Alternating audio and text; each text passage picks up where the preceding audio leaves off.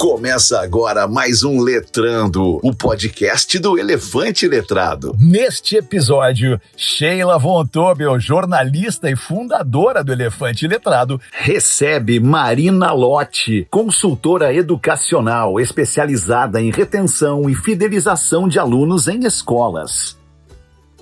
Olá, bem-vindos ao podcast Letrando, e a gente segue aqui na BET Brasil, a maior feira de educação da América Latina, e agora eu vou bater um papo com a Marina Lossi, que é palestrante da BET, acabou de fazer a palestra. Marina, para quem não te conhece e está nos assistindo, quem é a Marina? Te apresenta para os nossos espectadores, por favor. Claro. Bom, eu sou gestora de operações escolares, sempre com foco na experiência do aluno, trabalho com isso há 10 anos. E eu sempre falo muito sobre como a operação impacta a experiência do aluno, né? Então foi um pouco sobre isso que eu vim falar na BET, e é o tópico que eu sou apaixonada. Sou formada como professora e segui para gestão justamente por ter esse olhar e saber que isso impacta muito também a sala de aula e que não é sempre visto, né? Sim. Então, mas tu chegou a dar aula? Sim, comecei minha carreira como professora. E ficou dando aula por quanto tempo? Por 4 anos eu dei 4 aula. anos. Até ir para uma questão mais de gestão. Isso, exatamente.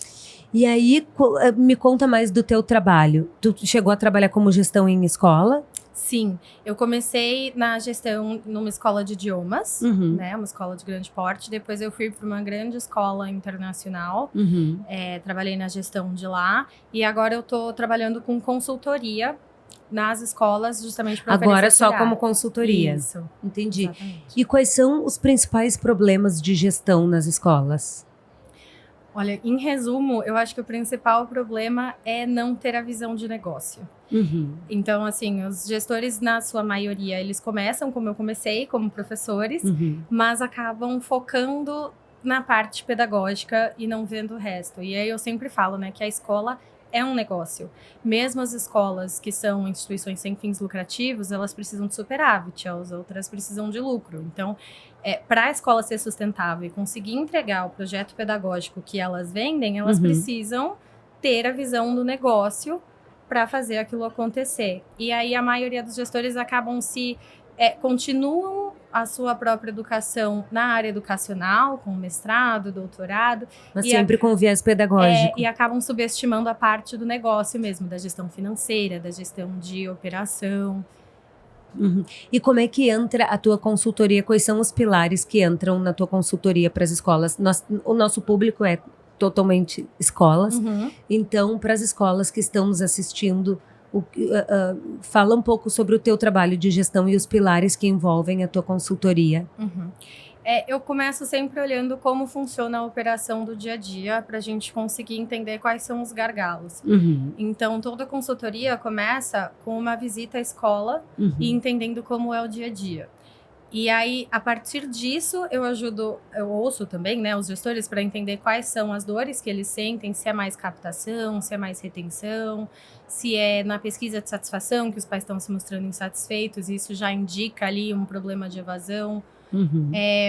E aí eu ajudo os gestores a pensar em estratégias, às vezes é otimizar processo, às vezes é capacitar a equipe de coordenação pedagógica, que também foca muito ali no pedagógico e esquece dos outros pontos, mas principalmente ajudar o gestor a entender como avaliar essa experiência no dia a dia. Então, falar com o gestor, você está entrando na fila de entrada e saída como se você fosse um pai, para entender por que ele está reclamando do tempo, né? Você está fazendo uma visita de cliente oculto para entender como a sua equipe está vendendo, se você tem um problema de captação. Então, esses pequenos microajustes que muitas vezes têm bons resultados e que não precisam de muito investimento. Coisa simples, né? Porque a primeira resposta é sempre: eu não tenho investimento, não dá para contratar mais gente. E aí a gente fala: não, tudo bem, mas quem tem que ter esse olhar é você. Sim. Para ajudar a equipe que você já tem a replicar esse olhar nas outras áreas, né? Porque não dá para estar em todos os lugares ao mesmo tempo. Sim. E os problemas são muito parecidos das escolas? São muito parecidos. Muitas vezes são coisas assim, a falta de olhar para o que você pode fazer com o seu espaço. Então, a gente fala muito, falei isso na palestra de hoje, né? Qual é o que os pais não matriculam na escola melhor? Eles matriculam na que eles percebem como melhor. E como que eles percebem? Porque muitas vezes falam, ele não veio porque encontrou uma escola mais barata. Mas o mais barato indica uma falta de percepção de valor que a sua escola oferece.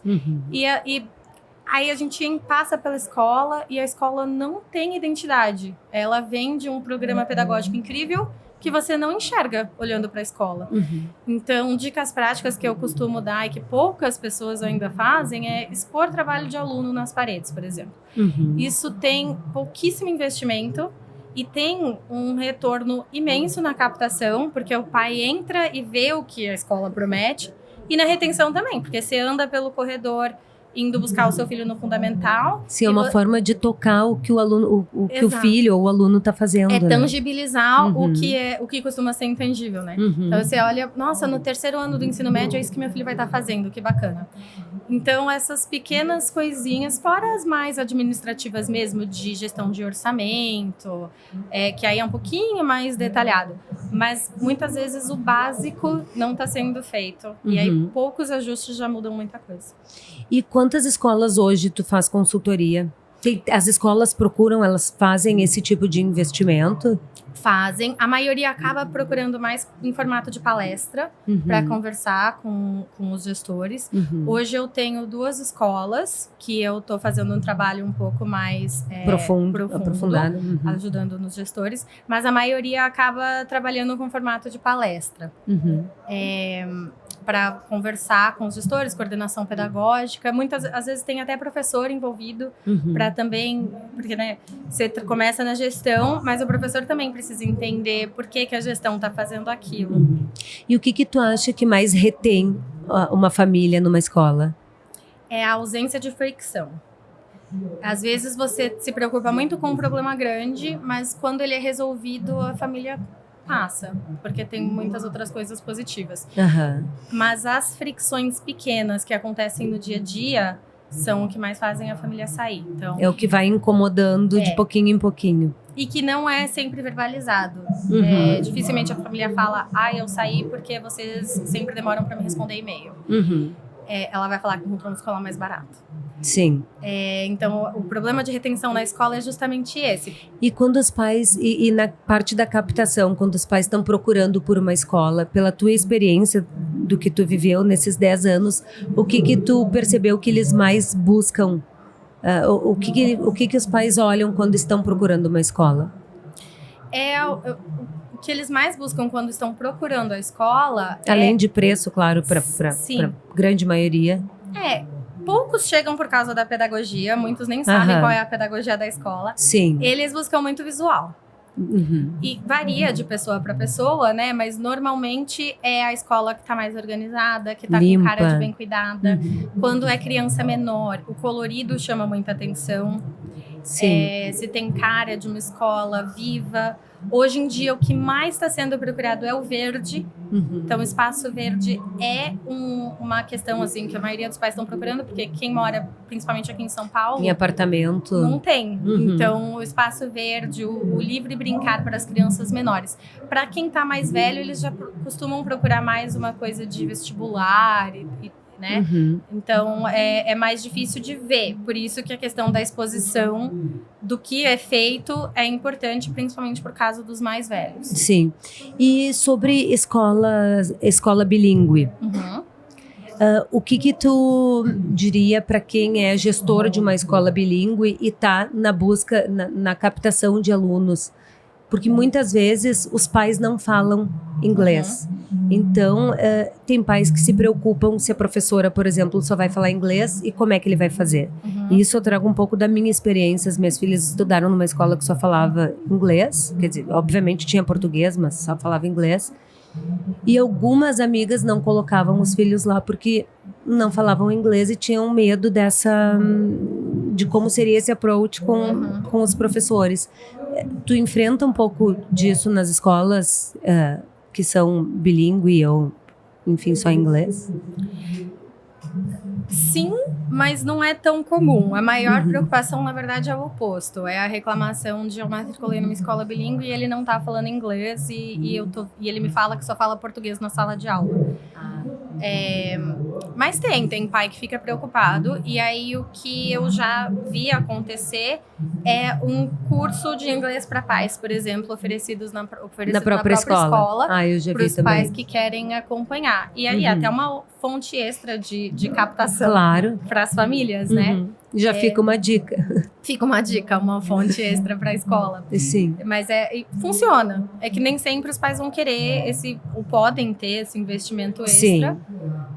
Mas acho que grupos de apoio e um contato frequente ajudam. E o que mais te encanta no teu trabalho? É um problema novo a cada dia. E resolver o problema. Resolver o problema, exatamente. Foi uma das coisas que me atraiu na gestão, né? Eu dava aula de inglês e aí eu falei, cara, eu tô sempre... Você muda a aula, mas o assunto é sempre o mesmo. Tô sempre ensinando present perfect. E aí eu vi, né, que na gestão, além de você lidar com coisas diferentes, você consegue escalar mais o seu impacto. Então isso também é uma coisa que eu gosto muito, é pensar que na consultoria também é muito legal. Pensar que eu posso ir numa escola e tornar a vida... Se eu torno a vida daquela escola mais fácil, eu também estou impactando indiretamente a vida do aluno, das famílias. Exatamente. Então, escalar o impacto é algo que também me motiva bastante. Que legal. E quem quiser contratar a tua consultoria, faz como? Onde a gente te acha? Eu tô no LinkedIn, principalmente. Vamos colocar aqui o LinkedIn. Qual é o teu LinkedIn? É Marina Lossi mesmo, LinkedIn / Marina Lossi. E tô sempre em contato com as pessoas lá, também tô publicando reflexões para as pessoas pensarem e tô disponível para conversas, ainda que informais também. É sempre muito bom encontrar pessoas da área e trocar ideias. Quem presta consultoria também precisa saber muito o que está acontecendo nas escolas. Então, nem que seja para bater um papo, tomar um café, é só me chamar. E na questão de gestão, onde entra a parte de inadimplência?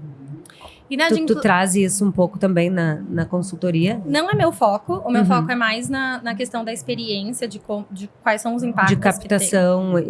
Principalmente de retenção. Retenção. Acaba impactando a captação. Né? Eu sempre falo que o jeito mais fácil de melhorar a captação é reter mais. Sim. Porque a captação é cara. Você precisa investir dinheiro para captar e a retenção não, né? A inadimplência é uma dor constante.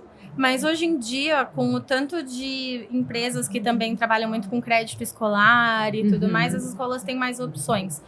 E a inadimplência também é um fator que diminui quando as pessoas estão felizes, porque elas têm menos motivos para deixar aquilo de lado. Elas ficam mais preocupadas. Enxergam um valor. Isso, exatamente.